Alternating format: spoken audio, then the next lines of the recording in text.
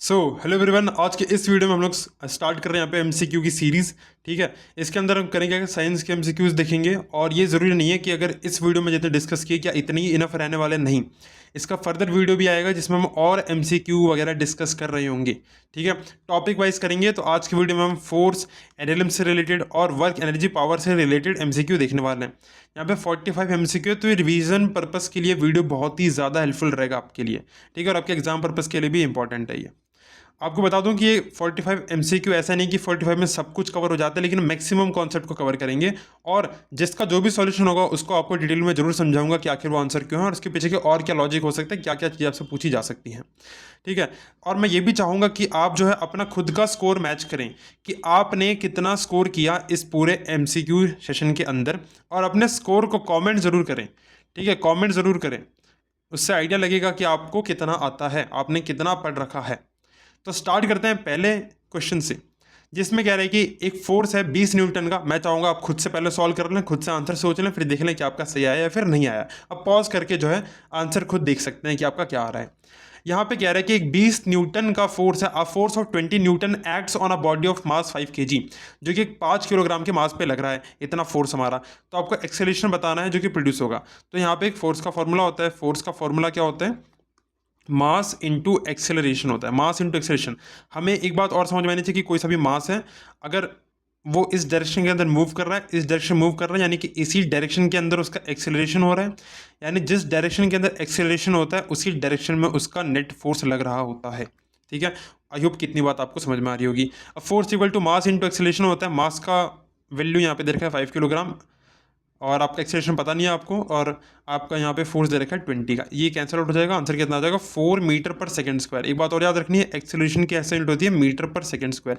Acceleration वैसे क्या होता है आपका? आपका चेंज इन आपका वो क्या होता है? वेलोसिटी होता है, चेंज इन वेलोसिटी होता है। ठीक है, तो वेलोसिटी का जो रेट होगा टाइम के साथ, वो आपका क्या देता है? आपको एक्सेलरेशन देता है। ठीक है, तो एक्सेलरेशन की डेफिनेशन भी आप याद रख सकते हो कि the rate of change of velocity, rate of change of velocity होती है एक्सेलरेशन की डेफिनेशन, और इसकी ऐसी यूनिट क्या होती है? मीटर पर सेकंड स्क्वायर होती है। अगले क्वेश्चन में जाते हैं, जिसमें कह रहा है कि इसमें कौन सा एक कांटेक्ट फोर्स है। कांटेक्ट का मतलब होता है जो दो चीज़ आपस में टच हो रही है तब वो फोर्स काम कर रहा हो। ठीक है, वो फोर्स हमें बताना है। देखो, मैग्नेटिक फोर्स, मैग्नेट अगर दूर दूर भी होते हैं, नॉर्थ पोल साउथ पोल, तो वो क्या कर सकते हैं? अट्रैक्ट कर सकते हैं, यानी कि बिना कांटेक्ट के भी काम कर सकते हैं। तो मैग्नेटिक फोर्स इसका सही आंसर नहीं हो सकता। फिर देखा है ग्रेविटेशनल फोर्स। ग्रेविटेशनल फोर्स मतलब जब आप किसी से कांटेक्ट में आएंगे तभी वो काम करेगा, नहीं। देखो, अगर आप कोई चीज़ जैसे बॉल ऊपर फेंकते हो, बॉल नीचे आ जाती है। अब यहाँ पे तो उस टाइम पे कांटेक्ट नहीं हो रहा ना अर्थ पे, लेकिन बॉल फिर भी नीचे आ रही है, इसका मतलब ग्रेविटेशनल भी बिना कांटेक्ट के काम कर सकते हैं। इलेक्ट्रोस्टैटिक फोर्स, इलेक्ट्रोस्टैटिक फोर्स क्या होता है? इसको आप अभी स्किप कर सकते हैं फिलहाल के लिए। क्या होता है यहाँ पे? सही आंसर होगा फ्रिक्शनल फोर्स। फ्रिक्शनल फोर्स जब लगता है जब दो चीज़ें आपस में कांटेक्ट में आती हैं। कांटेक्ट में, जैसे इसका इजी एग्जांपल है, जब आप ग्राउंड पे चल रहे होते हैं, तो ग्राउंड पे जब आप चलते हैं तो आपके पैर जो हैं वो टच करते हैं इस ग्राउंड से। तो होता क्या है, मान लो आप इस तरफ को मोशन करा, आप इस तरफ चल रहे हैं, तो होता क्या यहाँ पे, फिर आपका जब फ्रिक्शनल होता है ना, फ्रिक्शनल फोर्स आपको अपोज करता है। अपोज करता है वो कहाँ लगता है? ग्राउंड पे लगता है। फ्रिक्शनल फोर्स आपका ग्राउंड पे लगता है। अब यहाँ पे समझना है फ्रिक्शन लगता है किस डायरेक्शन के अंदर? जब आप चल रहे होते हैं, आप इस तरफ चल रहे हैं, इस तरफ चलते वक्त आप ग्राउंड को पुश कर रहे हैं, ग्राउंड को पुश आप पीछे की तरफ कर रहे हैं, ग्राउंड पुश हो रहा है पीछे की तरफ, आप बढ़ रहे हैं आगे की तरफ। तो अब ये फ्रिक्शन फोर्स कैसा? कांटेक्ट फोर्स है। तो कांटेक्ट किस पे हो रहा है? इस ग्राउंड पे कांटेक्ट हो रहा है। अब देखो, तो आपका ग्राउंड जो है इस तरफ को जा रहा है, पीछे की तरफ ढकेल रहे हैं ग्राउंड को, तो फ्रिक्शन आपका आगे की डायरेक्शन में लग रहा है। ठीक है, आई होप कि ये चीज़ आपको यहाँ पे क्लियर हो गई होगी। ठीक है, तो जनरल जो डेफिनेशन है वो तो यही होती है कि फ्रिक्शनल फोर्स जो अपोज करता है मोशन को, बट डीप मीनिंग समझोगे तो समझ में आएगा कैसे ये काम कर रहा होता है। नेक्स्ट हम बात करते हैं। अच्छा चलो, यहाँ बता देता हूँ इलेक्ट्रोस्टैटिक फोर्स क्या होता है। बेसिकली आपके जो चार्जेस वगैरह के थ्रू क्रिएट होता है। अब यहाँ पे देखो, थर्ड एमसीक्यू पे आ चुके, जिसमें कह रहे हैं कि a body is moving with a constant velocity, the net force acting on it. एक कोई सी भी बॉडी है, जैसे मान लो कोई सी भी कार है, और ठीक है, कोई सी भी एक कार है, और कार क्या कर रही है? कार एक यूनिफॉर्म वेलोसिटी के साथ, एक यूनिफॉर्म वेलोसिटी के साथ ट्रैवल कर रही है। यूनिफॉर्म वेलोसिटी का मतलब उसकी वेलोसिटी के अंदर बदलाव नहीं आ रहा है। देखो, वेलोसिटी में चेंज जब आएगा जब उसके ऊपर क्या आएगा? कोई नेट फोर्स अलग से लग रहा होगा। नेट फोर्स अलग से लगेगा तो उसके वेलोसिटी के अंदर चेंज आ रहा होगा। बट क्योंकि कांस्टेंट है, वेलोसिटी बदल नहीं रही, वेलोसिटी बदल ही नहीं रही, इसका मतलब नेट फोर्स वहाँ पे लग ही नहीं रहा, और जब नेट फोर्स लग नहीं रहा है तो नेट फोर्स यहाँ पे जीरो है। वैसे नेट फोर्स का क्या फॉर्मूला होता है? नेट फोर्स का मतलब होता है कि किस तरफ एक्सेलरेशन है, किस तरफ एक्सेलरेशन है उस तरफ के फोर्स में से माइनस कर दोगे अपोजिट साइड वाले लगने वाले फोर्स को। इसका एक और मतलब होता है कि जब आपके अनबैलेंस फोर्सेस होते हैं तो वहाँ पे हम लोग नेट फोर्स का कॉन्सेप्ट काउंट करते हैं। अनबैलेंस फोर्सेस का मतलब होता क्या है, कोई सा मास है, आप इधर से मान लो 5 न्यूटन का फोर्स लगा रहे हो, सामने वाला 15 न्यूटन का फोर्स लगा रहा है, तो यहाँ पे जो नेट फोर्स है यानी एफ नेट आपका 15 माइनस 5 जो कि आपको 10 न्यूटन दे देगा यहाँ पे, यानी 10 न्यूटन का फोर्स उस मास के ऊपर लग रहा है। अगला एमसीक्यू करते हैं, इसमें कह रहे हैं कि ऐसा यूनिट बतानी है फोर्स की, तो फोर्स का फॉर्मूला क्या होता है, फोर्स का फॉर्मूला होता है मास इंटू एक्सेलरेशन। तो मास की ऐसा यूनिट होती है केजी, और एक्सेलरेशन क्या होती है, मीटर पर सेकंड स्क्वायर होती है, यानी कि ये केजी मीटर पर सेकंड स्क्वायर हो गया, और केजी मीटर पर सेकंड स्क्वायर जो होता है ना, ये आपका 1 न्यूटन होता है, 1 न्यूटन होता है, न्यूटन इसका सही आंसर हो जाएगा। और फोर्स का हमें पता ही है, ऐसे यूनिट न्यूटन होता है, बहुत सारे लोगों को ऑलरेडी पता होगा। नेक्स्ट क्वेश्चन देखते हैं, कौन सा फोर्स है जो कि हमेशा अर्थ के सेंटर की तरफ लगता है, यानी अर्थ है, ठीक है, तो अर्थ के सेंटर की तरफ फोर्स लगने वाला होना चाहिए, वो कौन सा फोर्स है? क्या वो फ्रिक्शन है? नहीं। क्या वो टेंशन है? नहीं। टेंशन क्या होता है समझ लो, टेंशन का मतलब होता है जैसे एक स्ट्रिंग है, एक स्ट्रिंग होती है, ठीक है, स्ट्रिंग मतलब धागा, मानो स्ट्रिंग होती है, तो स्ट्रिंग का कोई मास नहीं होता, स्ट्रिंग का कोई मास नहीं होता, अब धागे का कोई वजन तो होता नहीं, तो स्ट्रिंग से क्या करते हैं, स्ट्रिंग को जब आप खींचोगे, ठीक है, मान लो एक व्यक्ति इधर खड़ा है और एक व्यक्ति इधर खड़ा है, तो वो दोनों क्या कर रहे हैं, स्ट्रिंग को पकड़ के टाइटली अपनी तरफ खींच रहे हैं, ऐसे खींचा दोनों ने अपनी अपनी तरफ से, तो होता क्या है, ये स्ट्रिंग बहुत टाइट हो जाती है, स्ट्रिंग को बहुत ज़्यादा टेंस्ड फील होता है स्ट्रिंग के अंदर, इसको टेंशन बोला जाता है, स्ट्रिंग के अंदर ये एक फोर्स है, तो टेंशन कुछ इस तरीके से लगता है और टेंशन जो है कैंसिल आउट हो जाता है। अब जो टेंशन होता है ना, वो अलॉन्ग द स्ट्रिंग लग रहा होता है, ठीक है, हालांकि हम अभी जो है अलॉन्ग उसके जो एंड पॉइंट्स पे ही टेंशन कैलकुलेट करते हैं। फिर दे रखा है ग्रेविटेशनल फोर्स। ग्रेविटेशनल फोर्स क्या अर्थ के सेंटर में लगता है? बिल्कुल सही बात है, ये आपका अर्थ के सेंटर में लग रहा होता है, तो ग्रेविटेशनल फोर्स का सही आंसर हो जाएगा, मैग्नेटिक फोर्स तो कोई मतलब ही नहीं है इसका। 6 क्वेश्चन देखते हैं, एक बैलेंस फोर्स जो होता है वो क्या कर सकता है? बैलेंस फोर्स का मतलब होता है कोई सा मास है और आप इधर से भी 5 न्यूटन का फोर्स लगा रहे हैं, इधर से भी 5 न्यूटन का फोर्स लगा रहे हैं, तो कह रहे हैं इससे क्या चीजें हो सकती है? क्या ऑब्जेक्ट का स्पीड बढ़ जाएगा? नहीं। ऑब्जेक्ट की स्पीड कैसे बढ़ेगी, दोनों तरफ से बराबर बराबर है, कैंसिल आउट हो जाएगा। क्या स्पीड कम हो जाएगी? ये भी नहीं हो सकता। क्या डायरेक्शन बदल जाएगी? नहीं। डायरेक्शन कैसे बदल रही है? डायरेक्शन भी नहीं बदल रही है। चेंज शेप, हाँ बिल्कुल, शेप चेंज होती है। कैसे शेप चेंज हो रही है? जैसे मान लो एक प्लास्टिक का बॉटल है, ठीक है, एक प्लास्टिक का बॉटल है, तो प्लास्टिक के बॉटल को जब दोनों तरफ से प्रेस करोगे, सेम फोर्स लगाओ अपने हाथों से, तो जो बॉटल होगा ना वो कंप्रेस कर जाएगा, दब जाएगा, यानी उसका शेप जो चेंज हो सकता है। बलून देख लो, बलून को अगर आप, एक बलून जो होता है, अगर बलून को आप दोनों तरफ से बैलेंस फोर्स लगा के दबाओगे तो बलून दबने लग जाएगा, उसकी शेप डिफॉर्म होगी और फट भी सकता है, ठीक है, समझ में आ रही है बात? नेक्स्ट हम बात करते हैं, इसमें से कौन सी क्वांटिटी वेक्टर क्वांटिटी है? वेक्टर का मतलब होता है ऐसी क्वांटिटी जिनके अंदर मैग्नीट्यूड प्लस डायरेक्शन होता है। मैग्नीट्यूड का मतलब होता है कोई सा भी न्यूमेरिकल वैल्यू, जैसे कि 1 2 3 4, और डायरेक्शन मतलब क्या हो गया, ईस्ट हो गया, वेस्ट हो गया, नॉर्थ हो गया, साउथ हो गया, ऐसे हम डायरेक्शन की बात कर रहे हैं यहाँ पे। आई होप कि आपको समझ में आ रहा होगा। बेसिकली मैं एक बोलता है डायरेक्शन मतलब होता है कि इस तरफ गया, उस तरफ गया, ऐसा गया, ये बताना होता है इसके अंदर, ठीक है। तो डिस्टेंस, डिस्टेंस का मतलब होता है टोटल पाथ। डिस्टेंस का मतलब होता है टोटल पाथ, कितना रास्ता आपने पूरा कवर किया है। तो डिस्टेंस आपका एक स्केलर क्वांटिटी होता है, ना कि वेक्टर। इसके अंदर केवल बता दें जैसे कि 5 किलोमीटर ट्रैवल किया, 6 किलोमीटर ट्रैवल किया, तो एक नंबर बता रहे हैं बस हम, ठीक है। स्पीड के अंदर भी ऐसा कुछ नहीं होता, जैसे बताते हैं 5 kilometre per hour, 50 kilometre per hour, तो यहाँ पे भी आपका ये स्केलर होता है। फोर्स, फोर्स का फॉर्मूला होता है मास इंटू एक्सेलरेशन, और जो एक्सेलरेशन होता है वो वेलोसिटी पे डिपेंड करता है। तो जो वेलोसिटी होती है वो वेक्टर क्वांटिटी होती है। अगर वेलोसिटी वेक्टर क्वांटिटी है तो उसके वजह से एक्सेलरेशन भी एक यहाँ पे वेक्टर क्वांटिटी होती है, ठीक है। तो इसका सही आंसर फोर्स हो जाएगा। एनर्जी आपकी स्केलर होती है, एनर्जी के अंदर कोई भी डायरेक्शन से आपका लेना देना नहीं है यहाँ पे। नेक्स्ट हम बात करते हैं 8वें पे, if two equal forces act in opposite directions the resultant is, ठीक है, कोई सा मास मान लेते हैं, यहाँ पे ऑब्जेक्ट है, उस पर इक्वल फोर्सेस लगा रहे अपोजिट डायरेक्शन के अंदर, तो उसका रिजल्टेंट, रिजल्टेंट मतलब यहाँ पे कहना चाह रहा हूँ नेट फोर्स, उसका नेट फोर्स क्या होगा यहाँ पे आपका 0 हो जाएगा, ठीक है। अगला क्वेश्चन करते हैं, इसमें से कौन सा है जिसको कि मीडियम की आवश्यकता नहीं होती है? नॉट।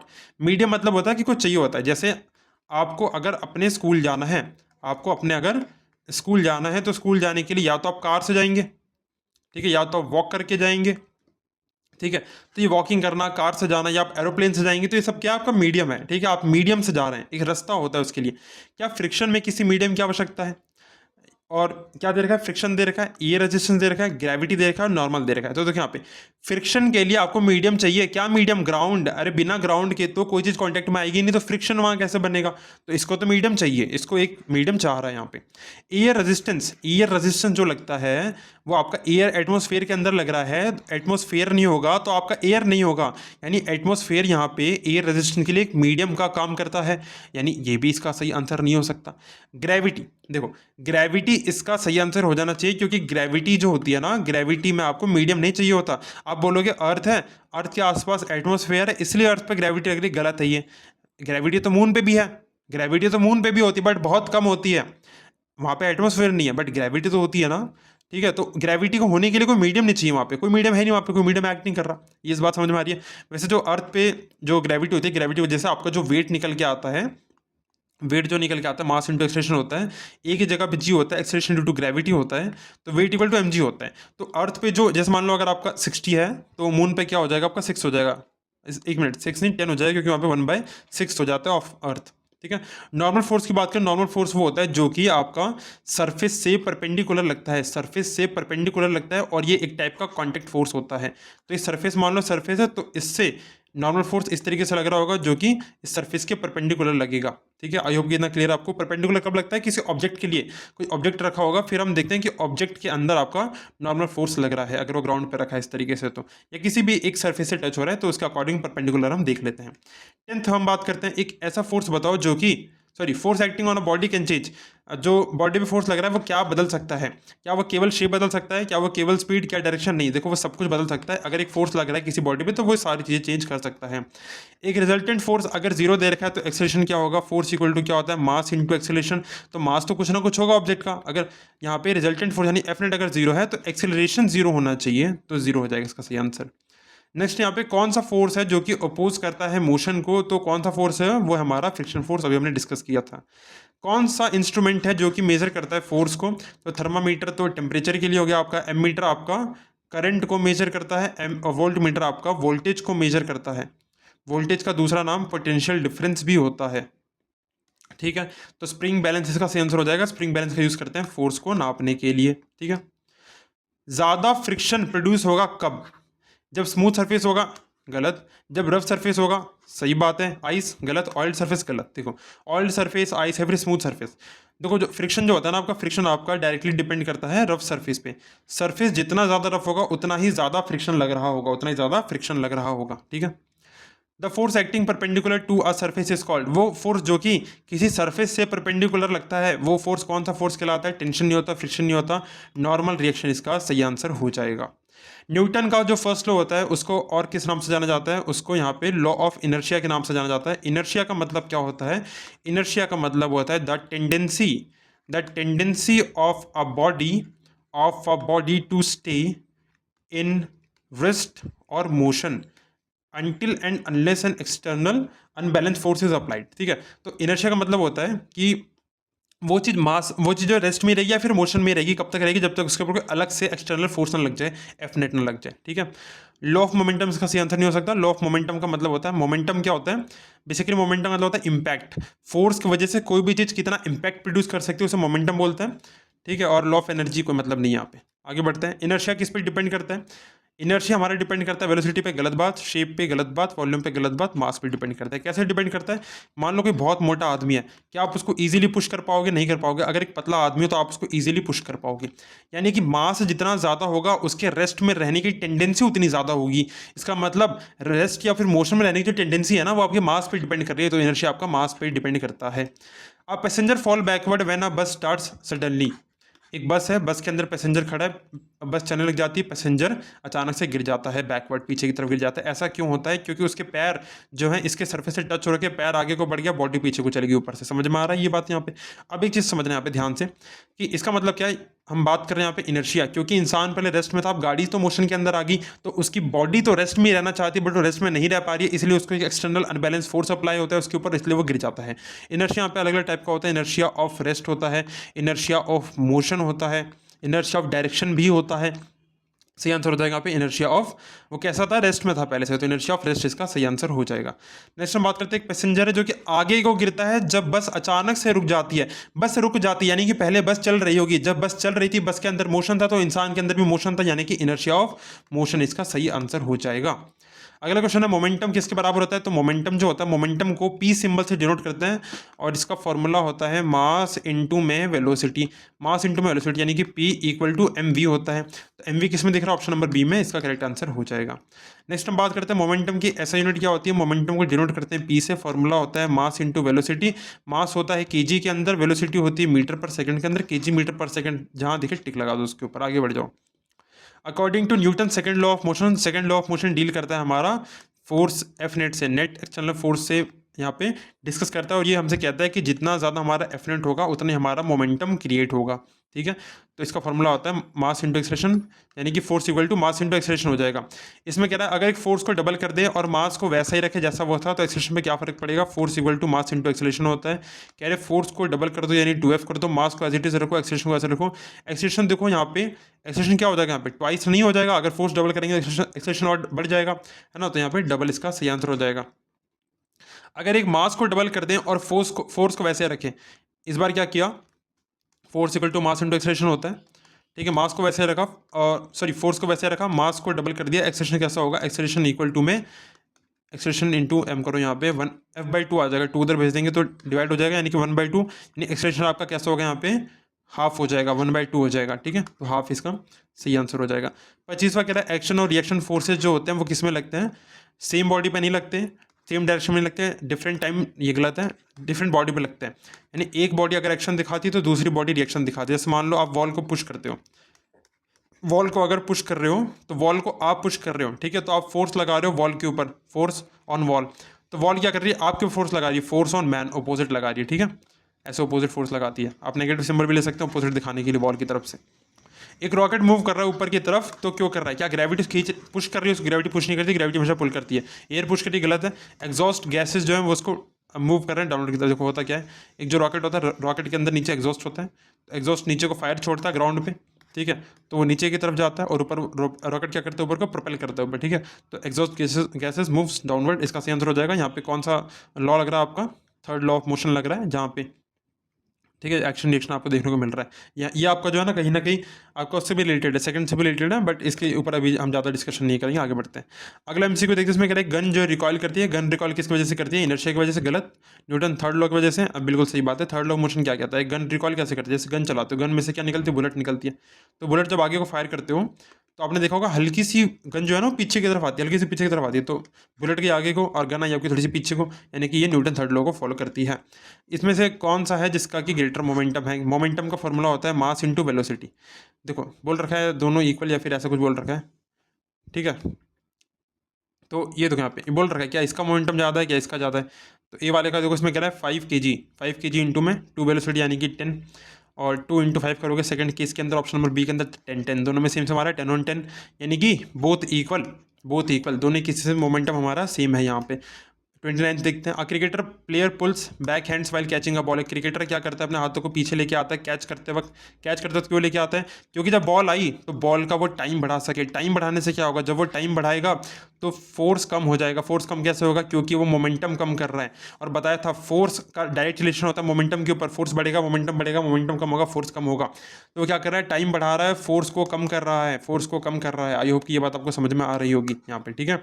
मोमेंटम को डिक्रीज कर रहा है, मोमेंटम को रिड्यूस कर रहा है, बॉल के वेलोसिटी को रिड्यूस कर रहा है, तो कहीं ना कहीं उसका मोमेंटम रिड्यूस हो रहा है, क्योंकि मोमेंटम डिपेंड करता है मास और वेलोसिटी के ऊपर, ठीक है, मास और वेलोसिटी पर डिपेंड करता है। तो वेलोसिटी को कम करेगा यानी टाइम को बढ़ाएगा तो फोर्स कम होगा।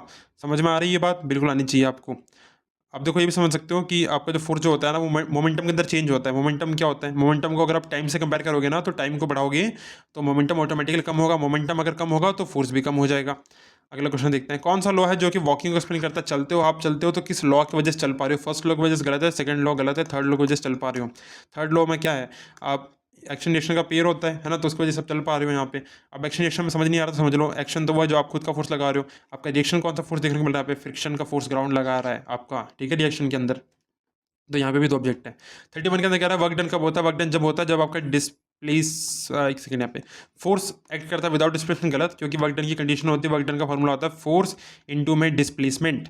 फोर्स इंटू में डिस्प्लेसमेंट होता है, तो डिस्प्लेसमेंट होना चाहिए और फोर्स भी लगना चाहिए। फोर्स कौन से डिस्प्लेसमेंट, हाँ फोर्स कौन से डिस्प्लेसमेंट होता है, ये सही आंसर हो जाएगा। बॉडी रेस्ट पर ये गलत आंसर है यहाँ पे। ऐसे यूनिट बतानी वर्क की ऐसे यूनिट होती है यहाँ पे, न्यूटन नहीं हो सकता। और देखो वर्क डन जो होता है ना, फोर्स इंटू डिस्प्लेसमेंट होता है, ठीक है। तो फोर्स क्या होता है, फोर्स होता है आपका न्यूटन, फोर्स आपका न्यूटन होता है। डिस्प्लेसमेंट किस में होगा आपका, मीटर में होगा, ठीक है। न्यूटन मीटर होगा, न्यूटन मीटर, यानी कि सही आंसर क्या हो जाएगा इसके अंदर, जूल हो जाएगा। ये मल्टीप्लाई हो रहा है आपस में, तो आप ऐसे न्यूटन मीटर लिख सकते हो इसको, ठीक है, जूल हो जाएगा। अगला क्वेश्चन है वर्क का फॉर्मूला क्या होता है। वर्क का फॉर्मूला यहाँ पे आप बता सकते हो। वर्क का फॉर्मूला होता है यहाँ पे आपका फोर्स इंटू में डिस्प्लेसमेंट, ठीक है। डिस्प्लेसमेंट को एस से भी डिनोट करते हैं, एस जहाँ दिखे टिक मार दो, ऑप्शन नंबर बी में दिख रहा है, गुड। एक जूल किसके बराबर होता है, तो अभी हमने डिस्कस किया कि अभी डिस्कस किया नहीं किया वो तो मुझे पता नहीं, पर वर्क की यूनिट जूल होती है, ठीक है, ये हमने डिस्कस किया, ठीक है। अब देखो जूल का मतलब क्या होता है, आपका वर्क डन है, ठीक है। वर्क डन की यूनिट जूल है। वैसे एनर्जी की भी जूल होती है, यूनिट याद रखनी है बात, एनर्जी की भी जूल होती है, क्योंकि वर्क डन से ही आपका एनर्जी जनरेट होता है। यहाँ पे वर्क डन एक प्रोसेस है जैसे कि एनर्जी को ट्रांसफर किया जाता है। तो 1 जूल आपका क्या हो जाएगा, 1 न्यूटन मीटर हो जाएगा। अभी डिस्कस किया आपने, option number B C answer है इसका। एनर्जी क्या होती है, क्या एबिलिटी टू मूव, मूव करने की एबिलिटी, गलत है। क्या काम करने की एबिलिटी, बिल्कुल सही है। अभी आपको डिस्कस किया था कि वर्क डन की वजह से एनर्जी के अंदर ट्रांसफॉर्मेशन आता है। एबिलिटी टू पुश गलत है, एबिलिटी टू पुल ये भी गलत है। काइनेटिक एनर्जी किस पे डिपेंड करती है, काइनेटिक एनर्जी का फॉर्मूला होता है जो कि क्या होता है, हाफ mv²। तो काइनेटिक एनर्जी डायरेक्टली डिपेंड करती है मास पे भी और वेलोसिटी पे भी, ठीक है। तो मास और वेलोसिटी दोनों पे डिपेंड करती है, ऑप्शन नंबर सी हो जाएगा इसका। 37 में कह रहा है पोटेंशियल एनर्जी किस पे डिपेंड करती है। पोटेंशियल एनर्जी डिपेंड करती है किस किस फैक्टर पर, अभी जान लो। पहला फैक्टर होता है उसका हाइट, जितनी ज़्यादा हाइट होती है उतनी ज़्यादा पोटेंशियल एनर्जी होती है। दूसरा होता है डिफॉर्मेशन ऑफ शेप, ठीक है। शेप के अंदर जितना ज़्यादा किसी का चेंज आता है उसके अंदर उतनी ज़्यादा पोटेंशियल एनर्जी स्टोर हो जाती है, ठीक है।